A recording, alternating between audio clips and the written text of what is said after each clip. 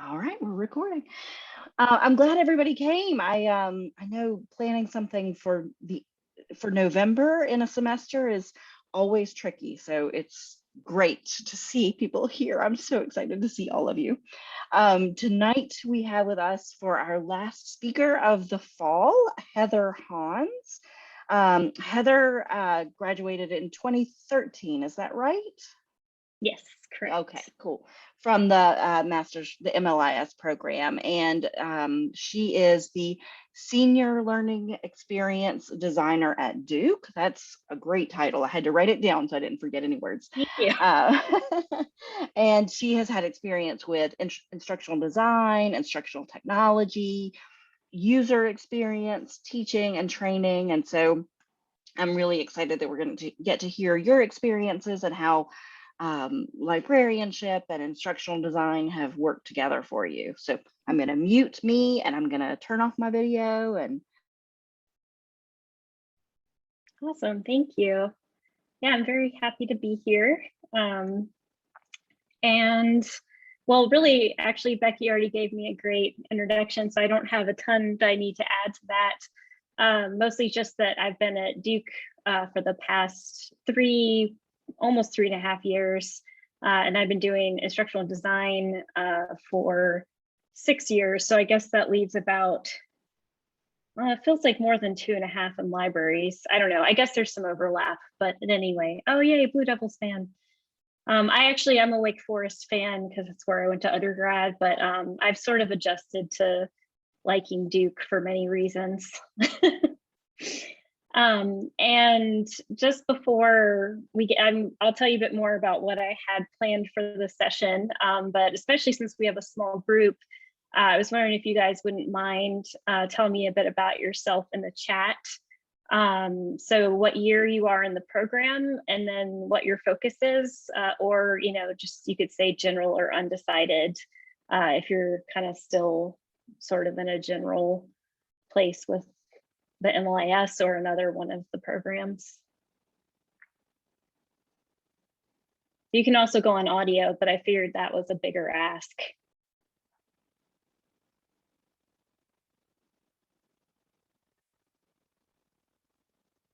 Nice, Becky. Yeah, second year 3 to earn licensure in school media. Awesome. Second semester, archive special collections. Ah, cool. Tech and digital learning experiences.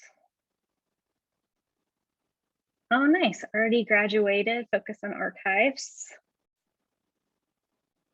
First of hopefully 3, school media. Second year, public libraries. Third semester, special libraries, health library. Oh, that sounds cool. Oh, nice. And also a Duke grad. Awesome. I like it. Awesome. Thank you. So yeah, we've got kind of a nice distribution of different kind of aspects of library studies. And kind of what I'm going to talk about today is basically a lot about instructional design and how that kind of can relate to really a lot of different areas of librarianship, and is something that, well, as I say here, one of my objectives is to have you be able to explain what instructional design is and why it's awesome. I'm hoping to convince you of that. And then explain why it's also a really great career path from LIS. And then help you identify ways to learn more about it. And if any of you are at any point in your career interested in transitioning into it, like ways that you could do that. Because I didn't want to just talk about myself the whole time, honestly, even though that's, I think, what I'm doing next. Yes. So I have kind of a circuitous career path, but actually it's all kind of come together nicely in instructional design. So I have an undergrad degree from Wake in studio art and art history. I probably otherwise would have been an English major. My dad's an English professor, so it's sort of like I sometimes forget I'm not an English major as well. And I also did some journalism classes and really liked them. And so my first job out of college was at Our State magazine for a couple of years doing editing and writing. And then I worked for a travel media company and did kind of more editing, content development, and then also learned a bit of HTML. And then I started volunteering in my local public library, the Ronaldo Manor branch in Forsyth County, which is also the one I went to when I was like probably 18 months old. And I realized I really liked libraries and, you know, really kind of felt like that was a good next direction, especially since I just liked interacting with people in that environment as well. Although admittedly, one of the things I also really miss about being in the libraries is getting to shelf books, which is kind of like therapeutic to me. So I'm signed up to hopefully volunteer here in Alamance County because I live in Mebane. So maybe I'll finally get to add that back. So yeah, so then because of my volunteer experience, I applied to the program. And I was a graduate assistant for Dr. Chu, who was the chair back in the day.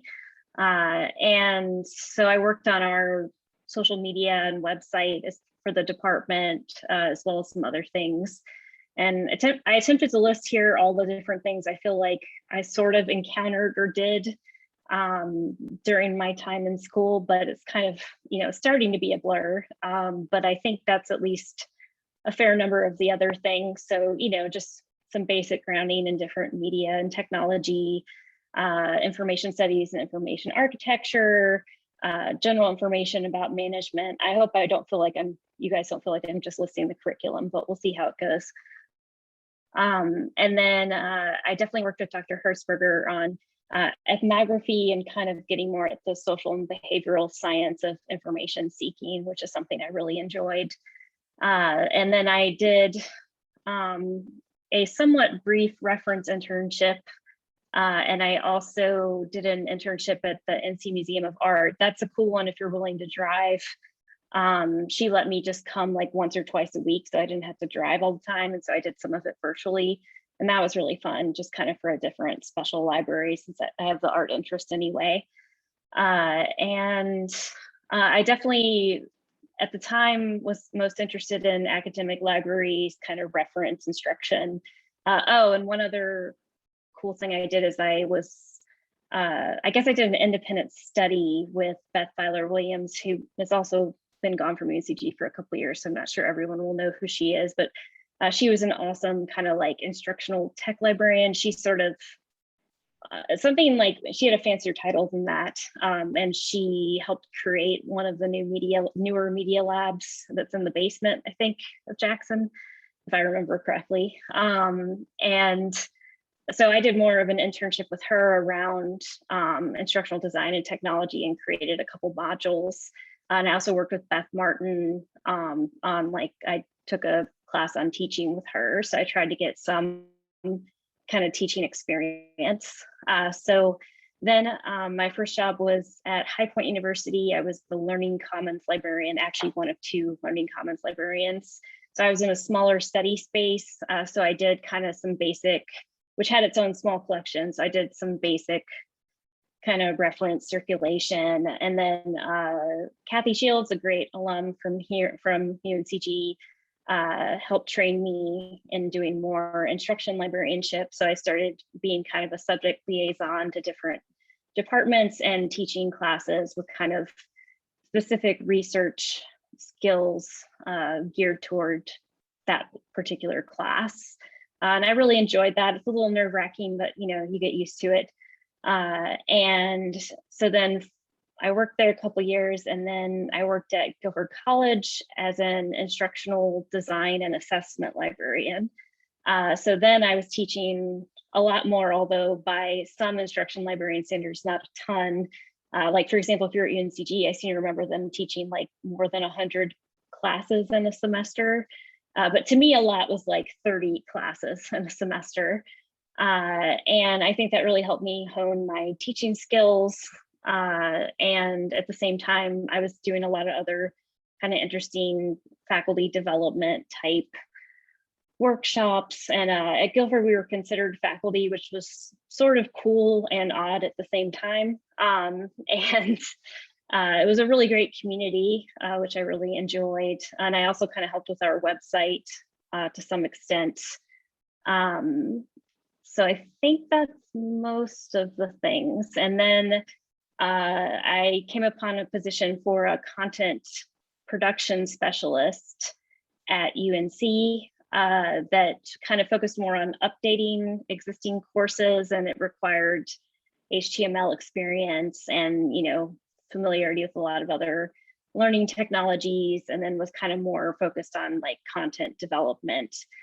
So I took that position. And then I think within a year, I was promoted to instructional designer, and I got a lot of great training from my manager at the time, CC Cedar. And so basically I've been doing instructional design ever since. So once I was promoted, I started working more kind of on bigger and newer courses, whereas before I was more helping people update existing courses, which granted was also quite a task at times.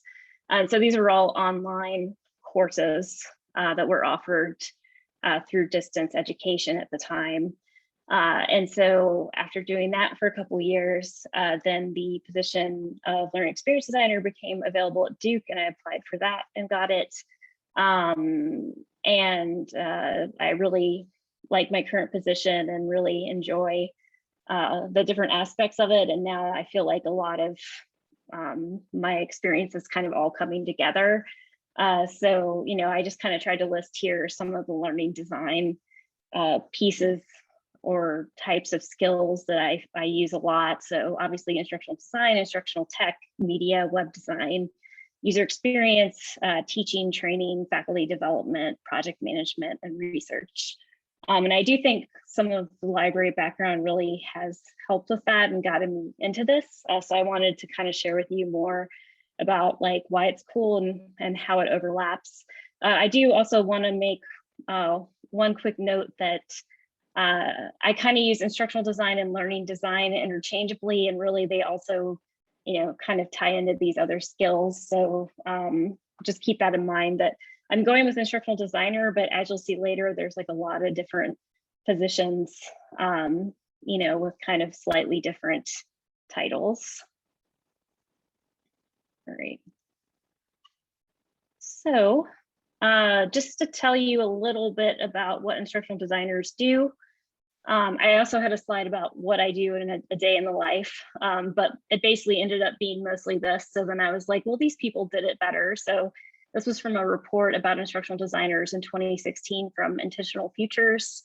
So we design new or existing courses, and courses is loose, like sometimes that really, it's just, we call it a learning experience or modules, because, you know, they might be for Coursera, or they might be some other opportunity that isn't like a 4-credit typical course as you think of course, but really could still have the same elements. We also write content. So a lot of times we're kind of helping the subject matter experts write kind of basically the easier stuff, the stuff that we can learn, or kind of the connective tissue between content to make it all kind of flow together and make sense. So that's a lot of fun. And we do at times end up, you know, developing content for workshops. You know, we on occasion produce our own videos to teach people things, although I'd rather leave that mostly to our media producers. And so, you know, we also create a lot of websites and web content and things like that. So that's a lot of fun.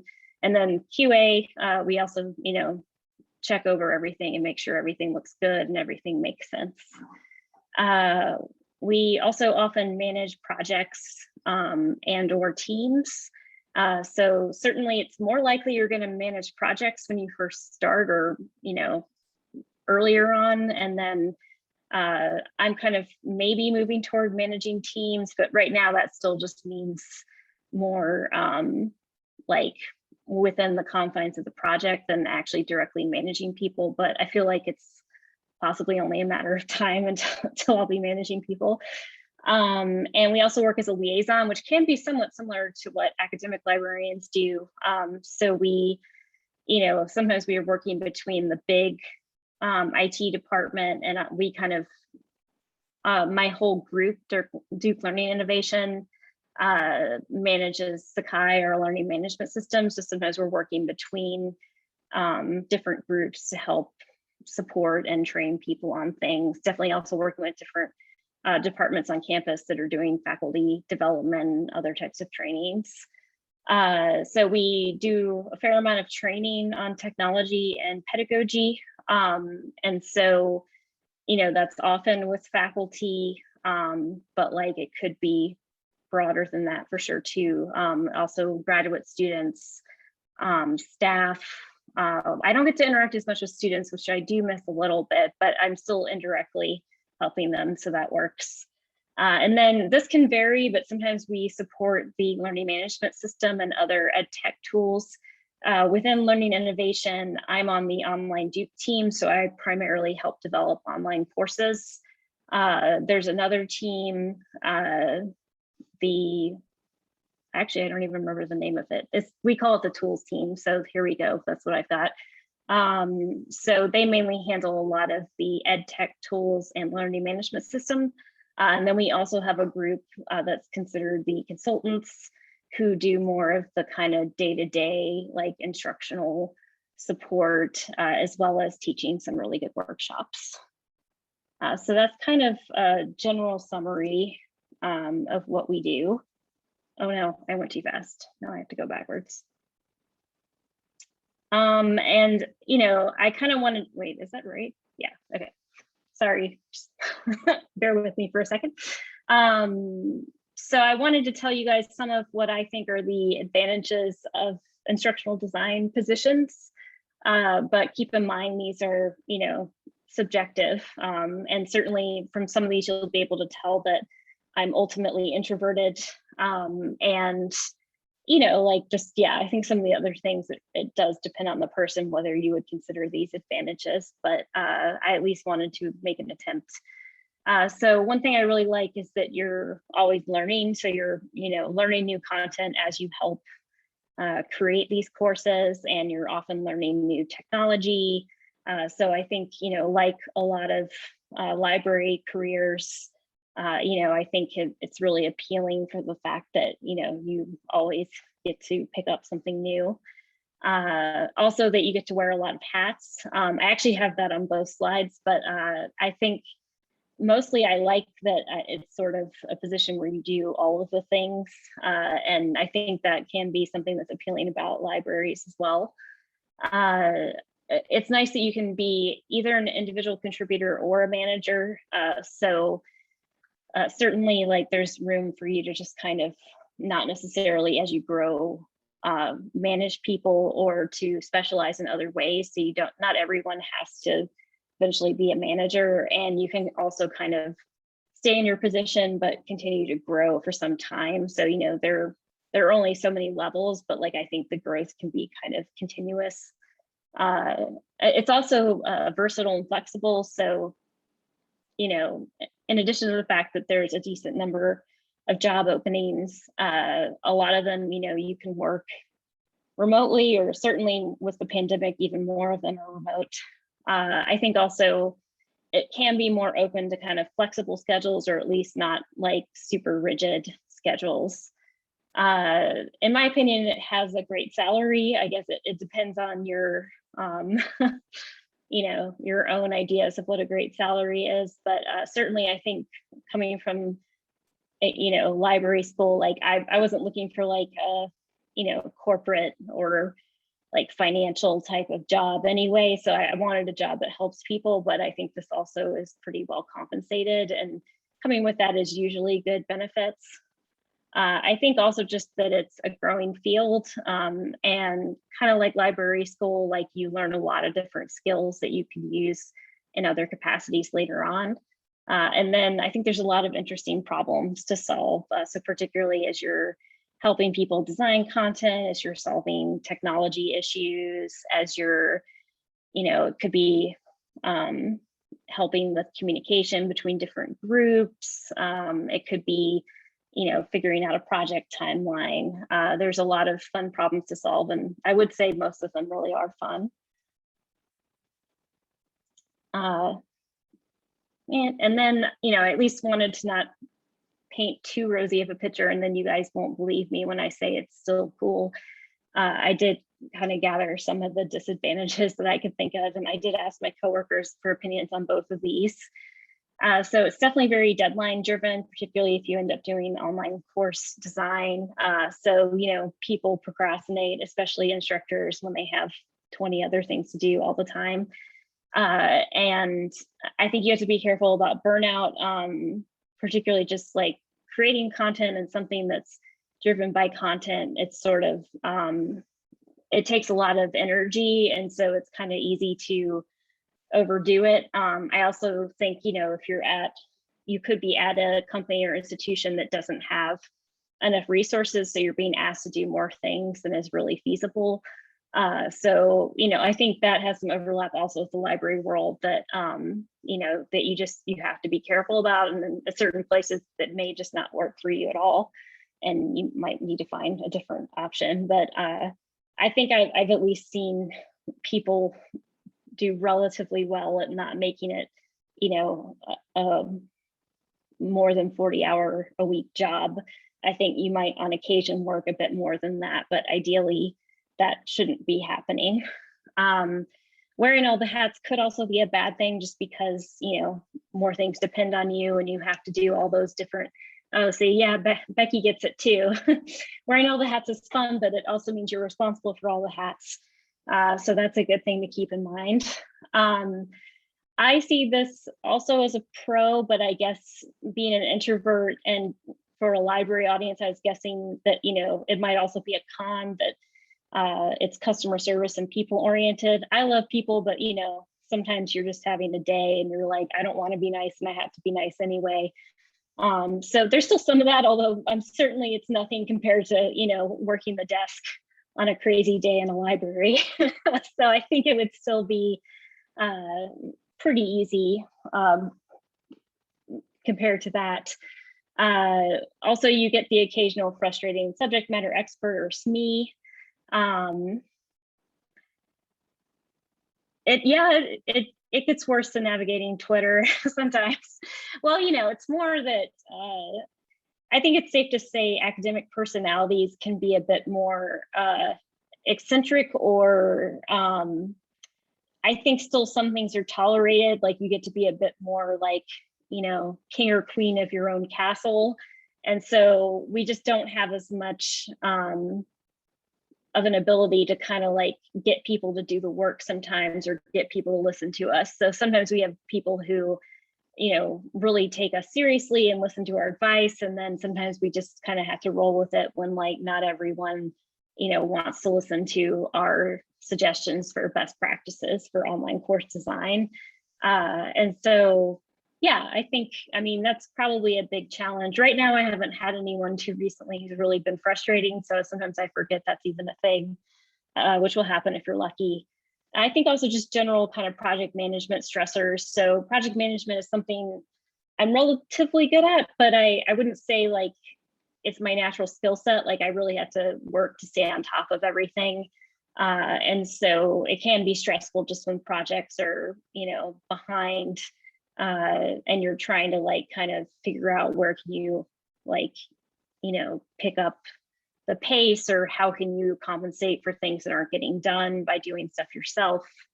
And so that can be a challenge. And then I think these aren't necessarily bad, but definitely you may at least do some team management, or certainly you're working on teams often. And so being able to work well with each other, and also possibly manage project teams at the very least, can be challenging. And then also the fact that you might do some conflict resolution for that. Again, I'm totally making assumptions that at least some going into libraries might not love conflict resolution. I certainly didn't, but you can get better at it, and I'm certainly well aware of that.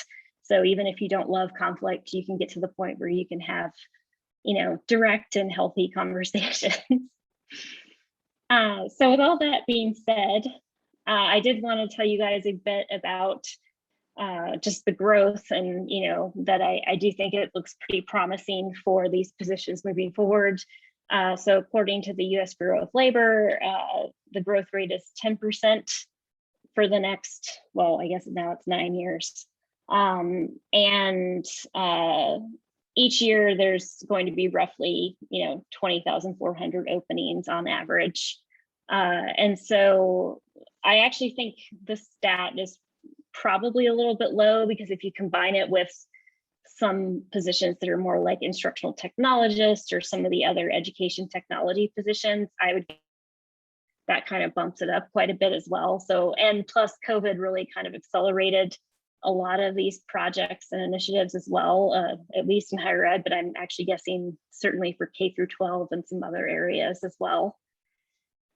Then we actually have some labor market software that we use from MZ, and they this is a recent graph. So from November 2016 through February 2020, about the number of unique job postings each month. And you can see kind of a subtle kind of going up there. And I really wish we had it a bit sooner, because I would love to know the past 2 years. First, granted, job creations maybe not a huge thing, but I would still think these positions are probably pretty important right now.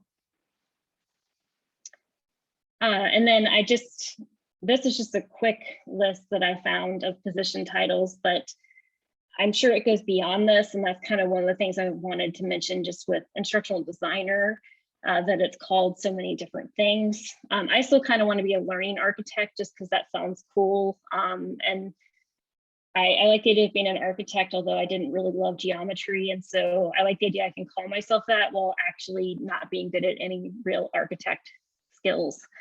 And this is not, I'm sure there are more than this. And obviously you'll see these are at different levels too. So some, are like dean, and some are, more entry level. But just so you know that there's a wide variety in what the positions are called.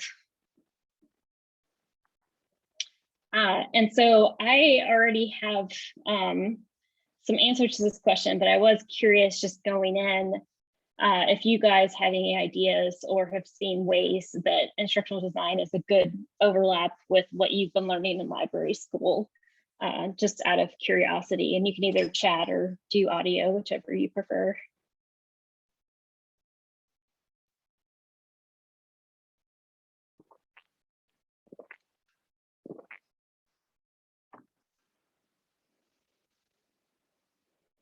I should have put more questions in here. Now I realize, because you guys have just been chilling for a while now. Feel new to say, that's fair. You'll have to keep an eye out for me then.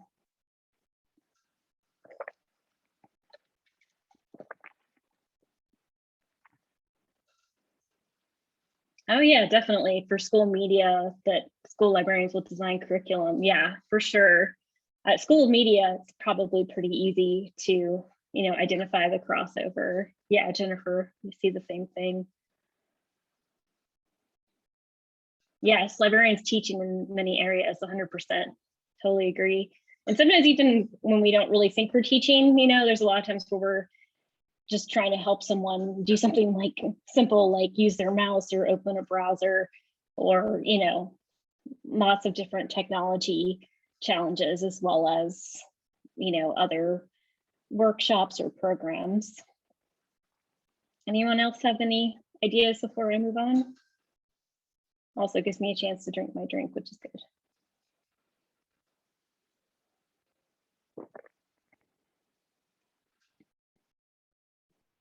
Oh, cool. Teaching a marketing graphic design class to small businesses. That sounds really fun.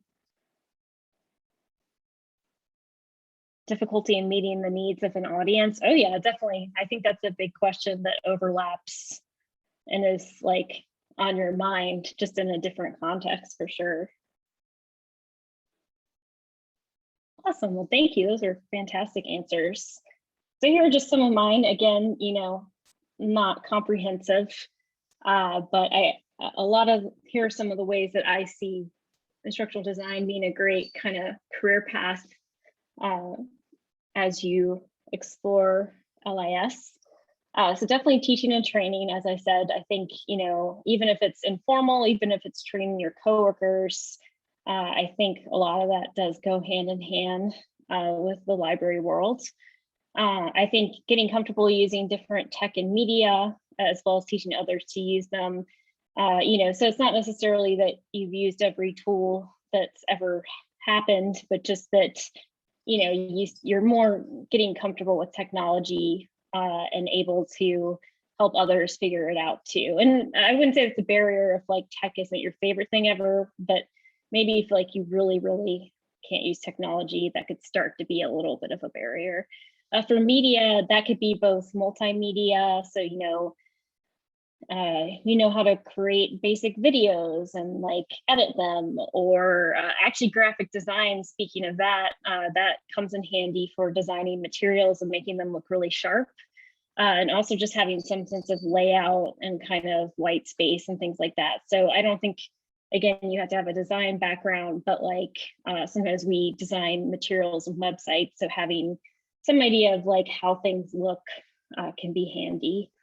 I think similar to the meeting the needs comment, thinking about learners' needs and kind of trying to empathize with them and what would be important and essential to them, as well as kind of how that ties into information architecture and information gathering. So I think quite a few of us think about how to organize information, how to help other people navigate information. I'm personally love observing people and kind of getting a handle on people's behaviors and like how that relates to information gathering. So I think it can be really similar when you're thinking about learners and like, well, how would they approach this? Or like, how would this resource help them? Or like, what do I need to do first before I get in depth on teaching this concept?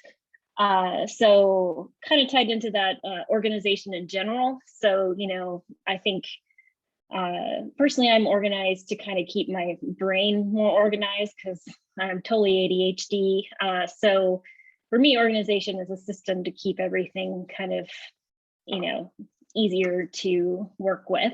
And I think that's something I also aspire to do for learners. So even better if you already feel like you're relatively organized mentally, because you can help make sure things are organized for other people. Also project management. So, keeping up with different deadlines, different projects, sort of like being organized enough to keep up with all of those, as well as kind of like have organizational systems and checks and things like that to make sure it's all coming together. One thing I mentioned a bit earlier is definitely, being an autodidact and really liking to learn new things and be able to teach yourself new things really fits in with this. And I've just noticed that with a lot of library personalities, that's pretty common. And then this is also, again, not required, but if you do happen to be coming from academic libraries or even just from your grad school experience, already being familiar with higher education, faculty development, research, and academic work can be an advantage. And again, there are definitely a lot of instructional design jobs that aren't in higher ed. So there's also that fact. So it's not like, I'm saying you would need this or this would be important in all areas, but just it can come in handy. And actually the research piece also can really come in handy just because sometimes you're looking for background information, either to teach yourself or, to help support some content that's being created. Sometimes you're just like trying to find someone's bio to put on the course information website. Sometimes you're even getting into like suggesting resources. I also am constantly like the copyright police just from basic library training, although we have lawyers, for that as well. But I think having a basic understanding of, like borrowing agreements and fair use and things like that can really come handy because not everyone is up to date. Oh yeah, awareness of accessibility issues is a really good point. Yeah, definitely that, you know, in a lot, like in libraries, we're thinking a lot about, you know, how can people access things? And so that is, again, an important question for any sort of, you know, training module or course that you're creating. And in addition, you know, yeah, the web accessibility piece for sure. So, you know, we try to make sure to always have captions and transcripts, you know, have accessible PDFs, you know, various different elements, as well as describing images and the HTML and things like that. So yeah, that's another big piece for sure. Yeah. And so I wanted to talk a little bit about, ooh, looks like a cool Canvas course that I'm gonna have to look at later for sure. So just to kind of mention some of the qualifications, you know, I would say you could probably get away with a bachelor's and do this work if you had some prior experience. I don't think we're quite at the point where, like, you know, only having a bachelor's rules you out, but master's or PhDs, mostly masters, let's say, but like some PhDs as well, work in instructional design. So, you know, those kind of are the main qualifications. In addition, having experience with instructional tech or design, which we're going to talk more about, like, you know, how you could get some of that experience, or also what might help qualify as that. I think experience with any kind of content design and development, that could include, you know, web design and graphic design, that could mean creating or writing certain types of content. I think those types of positions can really help in this area. And then I think, just as I said before, some comfort with media and technology. You know, we're not expecting that you can like do a really fancy like video editing gig or something like that, but just kind of can do some of the basic creation of instructional materials. Oh, there's other cool things in the chat. Essentials of interaction design. Oh, I might have that one. That's good. You guys are already sharing resources, which is something I was going to ask you about later. So, you know, like most positions these days, obviously there will be like 200 more qualifications, but also keep in mind, you don't have to meet all of those. You know, like if you think you could meet, I don't know, 3/4 of them or something, go ahead and apply because employers these days tend to like be too exhaustive with qualifications, and actually it discourages people from applying. So, you know, keep in mind it's always better to take a chance at it if you're interested. So for some ways that you can kind of work toward a position in instructional design, if that's ever something of interest, certainly while you're still in school, there's quite a few coursework opportunities, as well as people that you could ask for independent studies. And I know this is actually still something I haven't looked into, but I realize now that UNCG LIS actually has like a certificate that you can do in instructional design, which is awesome. Also internship and volunteer opportunities. So, you know, is there some way that you could, you know, do this in a volunteer capacity for someone? I mean, you could always, if you had a topic of interest, create your own module or video and anything. And there's probably a lot of people out there who also could use that as a skill to, you know, help them kind of create content and, you know, kind of put more information out there and resources for people. So there's a lot of training opportunities. So universities, like I mentioned, UNCG, Coursera, LinkedIn Learning, you know, sometimes Coursera has free courses, or they might let you, I think they let you preview a lot of stuff for a week. And, you know, usually the prices are pretty reasonable. LinkedIn Learning, I don't know, do you guys have that at UNCG currently? That originally was lynda.com, and I know we had Lynda back in the day, so I'm guessing maybe you have that now. So they have a lot of great courses, and And I mean, really, they're like they span a whole, like, you know, I don't know, like 6 to 12 month programs worth of stuff sometimes. In fact, some of them I like really want to do. And so a lot of times through a university, you might have access to that. I have no idea what the subscription is like for, you know, just an individual. There's a number of organizations, but just two that come to mind immediately for me are Online Learning Consortium, OLC, and Association for Talent Development, which always sounds weird to me, like we're working with movie stars or something, but it's really just more like, I forget what I would call, I guess like, it's almost human development, because a lot of times this is used for like professional development for companies. So that's kind of more what they're getting at there. So also extending your current role. So, you know, is there something you could make a module about? You know, is there some aspect of your current job that you could explore this through? So that's always nice. And usually as long as, you know, you can manage to keep up with everything else, people don't mind you keeping some sort of direction.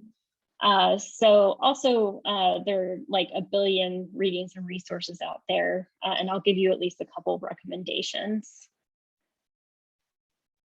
And just before I do that final bit, I was curious if you all had any other ideas for each other on ways that either you were thinking about learning more about instructional design or teaching or any of these aspects. Certainly it looks like if there's a LinkedIn webinar next week, you guys definitely need to know whether LinkedIn Learning is a thing at UNCG. Because I'm telling you, like it's crazy how much content they have from partnering with lynda.com.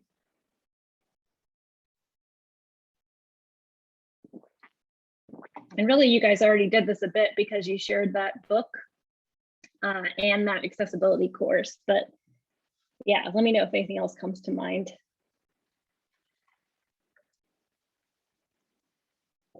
Oh, okay. How to create your LinkedIn profile. Yep.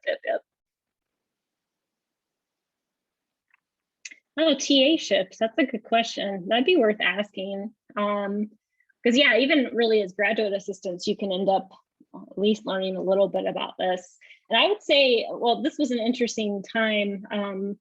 I started the program in 2011, and after the first semester, we ended up going online. So that was sort of a big deal. And of course, at the time, like everyone else who has to change, I was like, no, I don't want to go online. But then I actually ended up liking the flexibility of it. And, you know, we have some really great teachers in our department, and it was helpful to see how they had learned to teach online, and kind of just observing them can be really great. Oh yes, I knew Lila. She's awesome. ALA, yeah, ALA could have continuing ed related to that as well, for sure. I wonder what Lila's doing now. I hope she's still doing like music librarianship.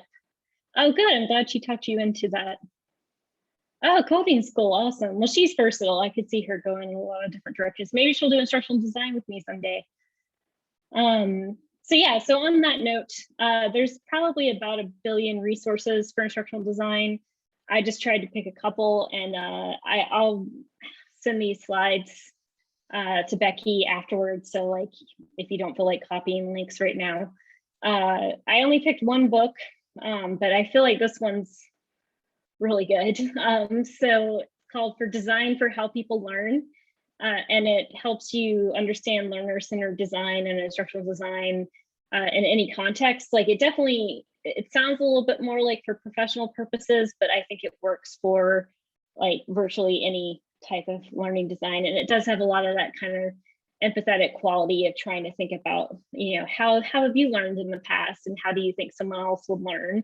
And granted, there's lots of ways to do that, which is why we end up with multiple strategies for making learning good. But I think it really has some of the most important best practices in it. Then I just have some different kind of web resources. So there's a hybrid pedagogy online journal that's focused on higher ed. Also, by the way, I didn't used to say pedagogy, but I think I've been at Duke too long, so now I just say it. I used to think it was too fancy, but I guess I'm getting used to it now. And then there's also one called Cult of Pedagogy. So that's more for K through 12. But I've actually found that a lot of the strategy, I mean, not surprisingly, there's a lot of overlap in the strategy. So it's not like it's totally different than higher ed. So I've even at times found some ideas on there that I've used. And then there's also a really good training design site from Kathy Moore. That's her blog.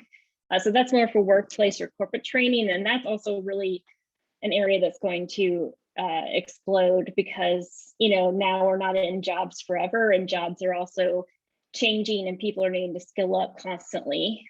So that makes a lot more room in trainers to help people figure out how to, you know, train whole workforces of people. Also, if you're, you know, looking to make more money, generally the corporate side does make more. I've just never been able to decide if I could be that corporate. So that's, yeah, all I have to say about that, I guess. So yeah, on that note, I managed to talk longer than I thought, but at least we still got a good 10 minutes. If you guys have any questions for me, I'd be happy to answer them. Yeah, most of the corporate trainings are pretty boring. That's the other thing. Like, actually, one thing I should mention is we have quite a few people who've gone through the MLIS program and then ended up becoming instructional designers. So, you know, not just me, but quite a few people in my graduating year, also some of our instructors like Beth Martin, who I mentioned earlier. So she works for Novant Health with another person who's been in the library world for some time. And so, yeah, that's the thing I always wonder is whether eventually it gets too boring and you've got to find something else to do. But at least the problems could be interesting. Yes, Michelle. Hi, so I'm currently taking a class about different types of technology used in librarianship, and I wanted to know approximately how much of the instructional design you do actually involves incorporating different technologies, learning new educational tech and educational development platforms and things like that. Yeah, that's a good question. We'll see whether I can manage to quantify that, but I would say that's kind of fairly integral, that you have to be, you know, I mean, I don't know, probably every year there's at least a couple new tools that I explore. And then platforms is kind of a complicated area. Platforms as in learning management systems or other content management systems like WordPress. So especially as we start doing more non-credit courses, if they don't go on Coursera or some, you know, big platform like that, like edX, then we have to find kind of other possible solutions to where things can live. So for example, you know, I've played around with like Google Classroom or our LMS is Sakai, which has kind of always been a thing, but isn't as common. So like, I would say you have to be pretty comfortable with learning management systems in the long run. So just having some idea of how they work and being able to get around them and figure out how to add things to them. I think it doesn't hurt, especially to at least be able to use WordPress to some extent. And then, you know, every year, I feel like there's a couple of new things we learn, like trying to think, or like also just be aware of like the capacities of them. So like, when can I use them and like, what are some of the limitations? So, you know, like for example, PlayPosit is a smaller ed tech company that lets you take existing videos and then add interactions to them. And so like they can have like a tiny poll or a quiz, or it can send you out to a link or something like that. You know, so I've had to learn that. Trying to think of other things I've learned maybe in the past couple of years. I've used Qualtrics before, but just using Qualtrics again recently. Usually really our tools team is exploring new technologies. So we also a lot of times do different demos of things. So we kind of just get to decide to some extent whether we might be interested in something or do a pilot. Other things like Hypothesis, where you do annotation, we've been using that. Been using something called Twine to create kind of story-based games. So I think like you're always kind of poking around at things, and ideally you're really comfortable with the learning management system or WordPress. Yes, Sakai, it's something that otherwise is a word that you've never seen before. Yeah, Twine was really cool, and we did a really cool series of kind of choose your own adventure games related to using drones for environmental science. Yeah, Hypothesis is really awesome, and it's also, it's something that like can be used collaboratively, but also it's just helpful because you can save your own private notes. So like, I don't think, I'm kind of one of those people, I'm not like, I don't buy like the latest gadget or, you know, something like that just because, or like, I won't necessarily just go looking for new technology just for the heck of it. But I think being able to sort of play around with things, and like, especially things that are common at your university year after year, having some sense of the ins and outs is really important. That might've been a really rambling answer, but that's what I've got. Hopefully there were a lot of things in there.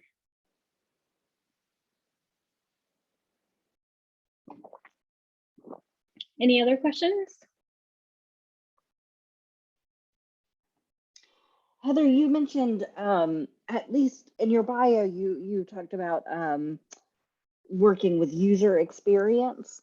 You know, we've got at Greensboro College, we've got a major that's a psychology major in human factors. Yeah. Do you do a lot with that sort of, I mean, I just think it's fascinating, this like designing things around, you know, what the user will need, just even outside of, you know, yeah, I lost my train of thought. Yes. Yeah, I think that's like, it's kind of possibly even more of an up and coming field, you know, with instructional design really has been around surprisingly for quite some time, but like has become more and more prominent. I think the user experience kind of really overlaps with some of those questions of learner design, like, you know, whether people can use and access the content, like whether, you know, it's easy to read, easy to follow.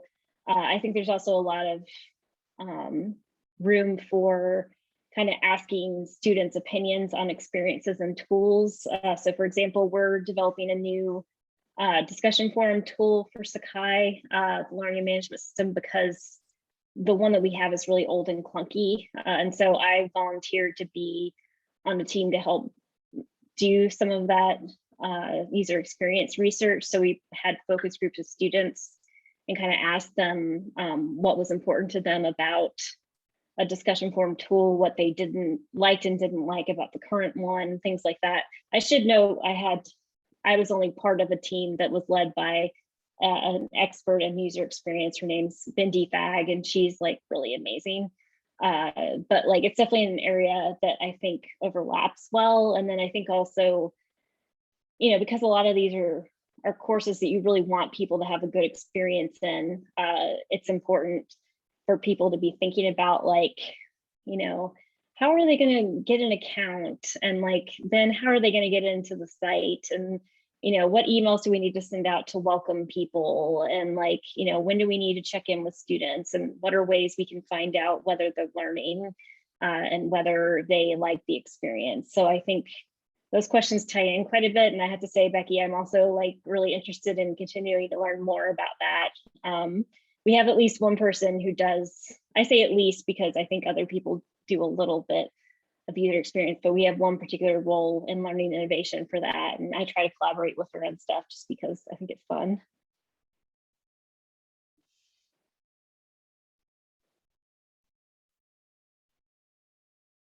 Oh yes. Definitely trying to anticipate what they need. I'm amazed I've managed to talk for a whole hour. I already taught another workshop earlier today, and I was like, of course, last minute they needed me to help teach something other than this. But yeah, any other follow-up questions that would be helpful to learn about? If you have any other questions just about, I don't know, what it was like as an LIS student or academic libraries or anything like that, I'm happy to also answer. I just wanted to give you guys some sort of direction that, you know, to explore something that might be of interest.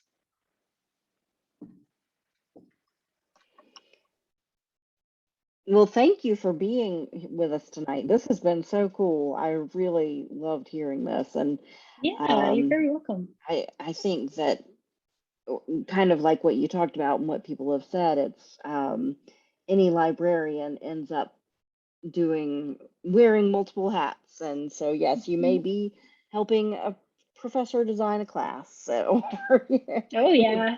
we have a biology professor that has had her entire class designed by our director of the library.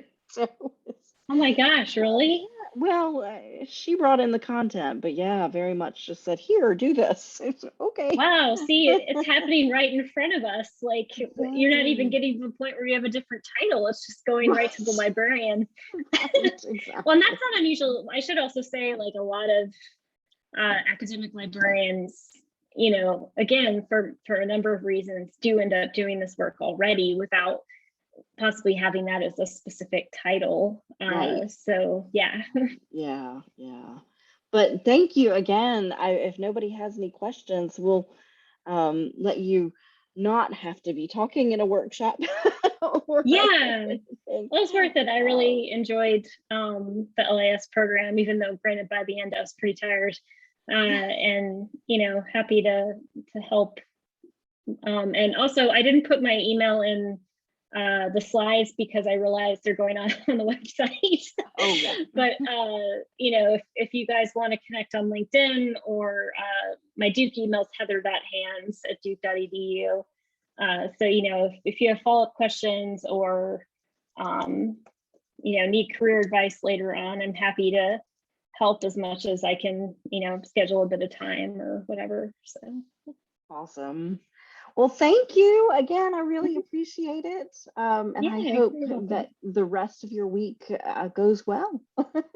Yeah, you guys too. Yeah, everybody, good luck with the end of the semester. We really are close. It just doesn't quite feel like we're close enough yet. Oh yeah, almost. Yeah, I sympathize with you guys. I mean, I'm on the other end where, like, it's not, you know, there are certain points where it's funny how my job still overlaps with semester stress. But I don't envy you. This is the time of year when you're like, oh God, how many more things have to be finished in the next month? And yeah, Right, but you'll get yeah. through it. It always happens somehow. That's right. That's right.